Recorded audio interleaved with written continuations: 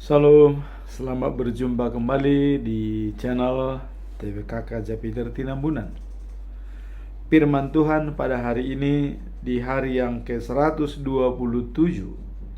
tanggal 7 Mei 2025, diambil dari 2 Korintus pasal 11 ayat yang ketiga.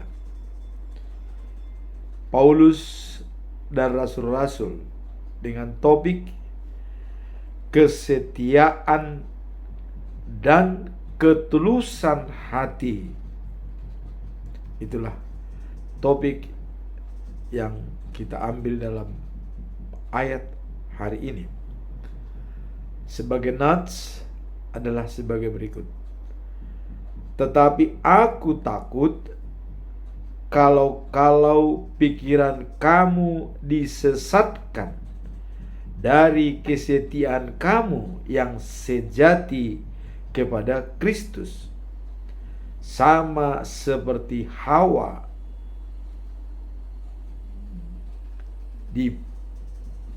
dipendang akan ular, atau boleh dikatakan diperdayakan oleh ular itu dengan kelicikannya.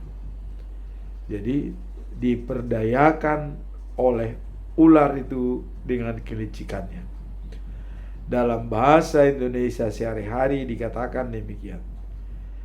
Tetapi saya khawatir pikiranmu akan tergoda untuk tidak setia lagi kepada Kristus, sama seperti Hawa dahulu juga tergoda oleh kelicikan si ular.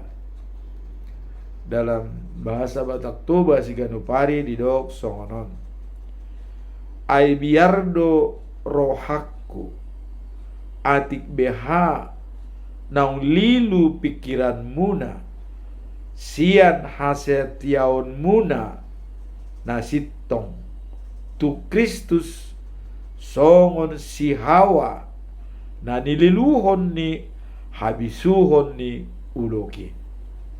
Itulah firman Tuhan pada hari ini. Sini kita lihat kesetiaan dan ketulusan hati mengikuti Yesus.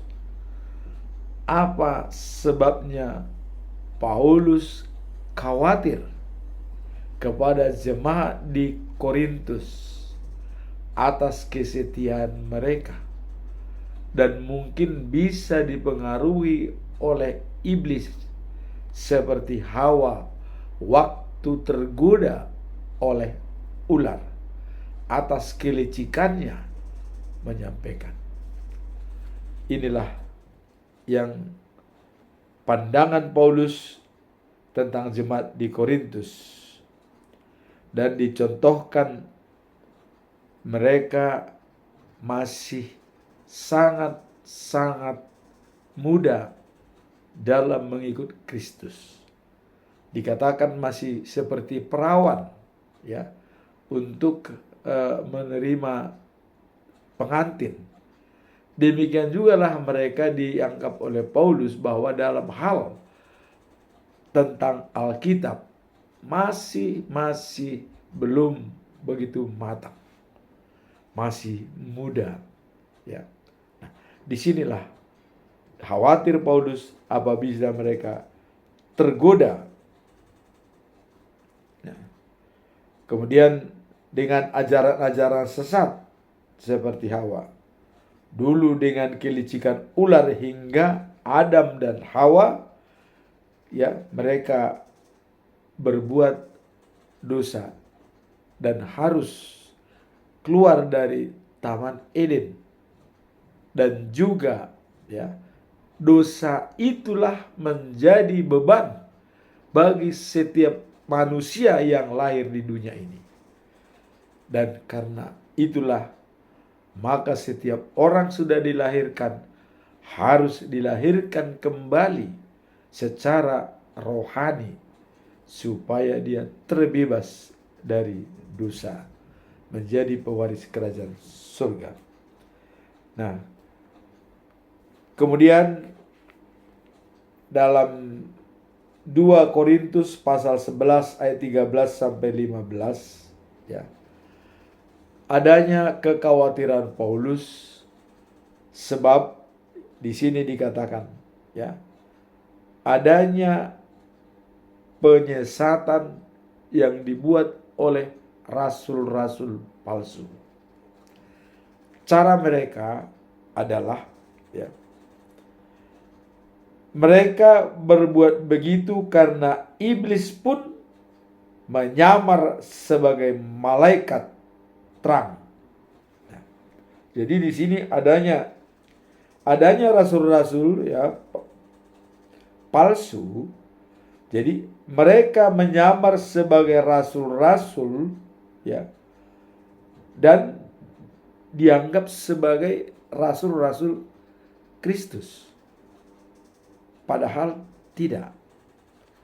Dan juga mereka berbuat begitu karena iblis pun menyamar sebagai malaikat terang. Coba, iblis bisa berbuat seperti itu, menyamar sebagai malaikat terang. Kemudian pelayanan iblis menyamar sebagai pelayan yang melakukan kehendak Allah. Jadi ini sulit untuk membedakan. Disinilah kekhawatiran Paulus. Bisa berubah pikiran, ya, bisa tergoda. Namun Paulus mengatakan mereka yang menyamar sebagai rasul-rasul palsu, dia akan menerima balasan dari Tuhan. Nah, dalam hal inilah kita mencoba untuk menganalisa apakah ada cara, bagaimana cara kita untuk menghadapi rasul-rasul palsu yang tidak ya sesuai dengan ajaran Tuhan. Saat ini pun banyak sekarang ya. Dan kalau sudah iblis menyamar seperti pelayan Tuhan, ini sulit. Kalau kita tidak bisa kuat dalam mendalami firman Tuhan, bisa tergoda dan bisa terbawa ya. Maka kita lihat satu-satunya alat untuk menangkal rasul-rasul palsu adalah, salah satu cara yang dapat membantu adalah dengan holistik secara alkitabiah. Apa itu holistik alkitabiah? Jadi memandang manusia melalui mata Tuhan sebagai kesatuan tubuh dan jiwa yang diciptakan untuk hidup dalam komunitas yang utuh. Nah, jadi di sini ya, manusia melalui mata Tuhan sebagai, kemudian dengan cara yang bisa kita sampaikan dengan holisme alkitabiah. Apa itu holisme alkitabiah? Holisme alkitabiah adalah menghargai dan peduli terhadap kebutuhan tubuh jasmani sambil tetap mengutamakan jiwa yang kekal, menjaga spiritualitas kita. Jadi dengan ajaran-ajaran sesat, kita tetap menjaga kebutuhan jasmani kita dan kebutuhan spiritualitas kita dengan jiwa yang hidup, yang kekal. Prioritas khotbah, setiap dalam menjalankan khotbah yang diutamakan adalah pertobatan jiwa dalam holisme Alkitab. Iman tetap datang melalui pendengaran Jadi iman itu tetap datang melalui pendengaran, ya. Dan pendengaran melalui firman Tuhan, ya. Jadi iman dari mendengar dan mendengar dari firman Tuhan. Nah, sekarang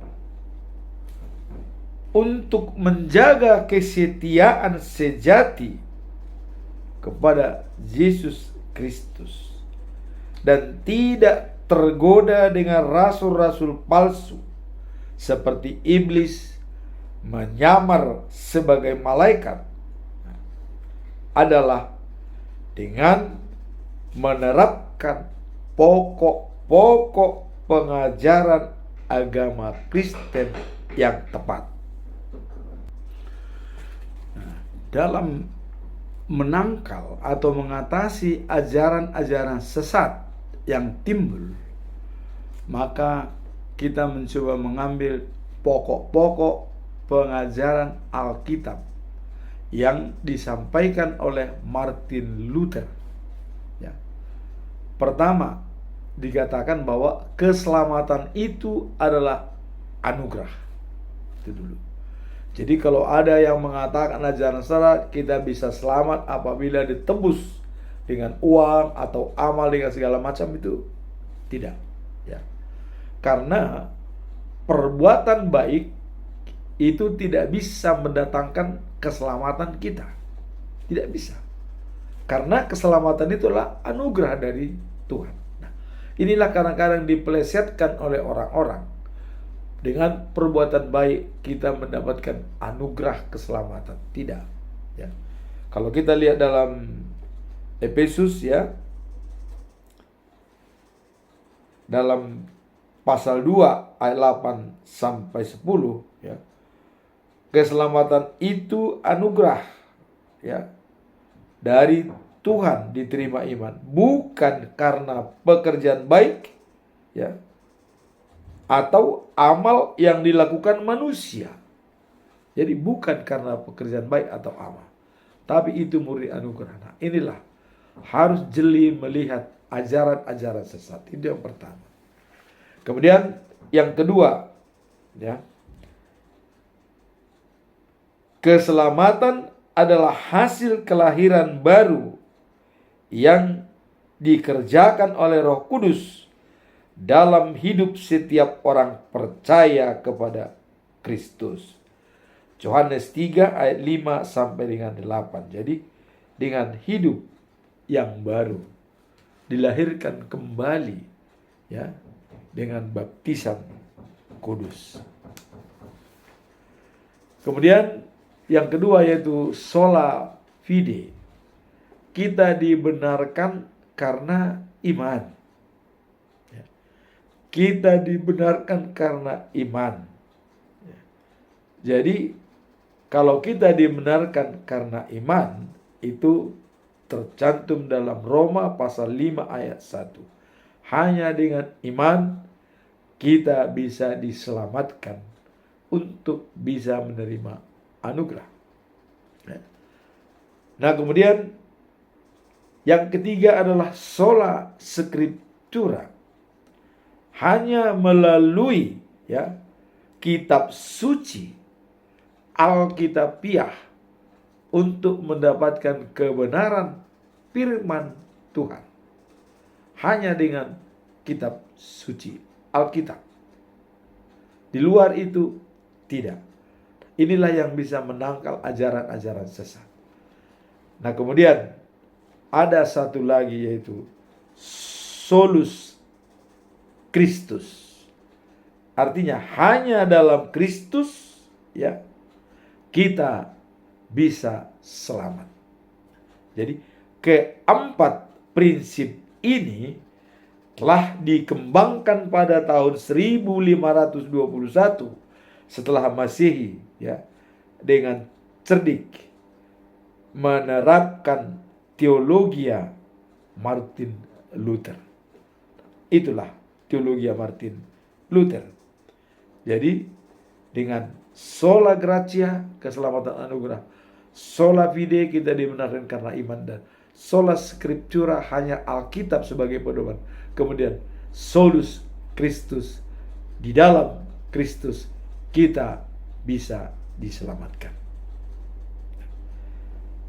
Sekarang kalau kita lihat mengenai sola fide, ya, yaitu dibenarkan karena iman. Kalau kita lihat dalam Roma pasal 5 ayat 1 dikatakan begini. Sebab itu kita yang telah dibenarkan karena iman, kita hidup dalam damai sejahtera dan Allah oleh karena Tuhan kita Yesus Kristus. Itulah sebagai pegangan kita diselamatkan karena iman, ya. Karena kita sudah, ya, berdamai dengan Allah oleh karena Tuhan kita Yesus Kristus. Dan kalau kita lihat dalam Yohanes pasal 3 ayat 16, begitu besar kasih Allah atas dunia ini, ya, sehingga Dia mengirimkan anaknya yang tunggal, Yesus Kristus. Barang siapa percaya kepadanya tidak binasa, melainkan beroleh hidup yang kekal. Nah, kemudian sola scriptura, ya, hanya Alkitab.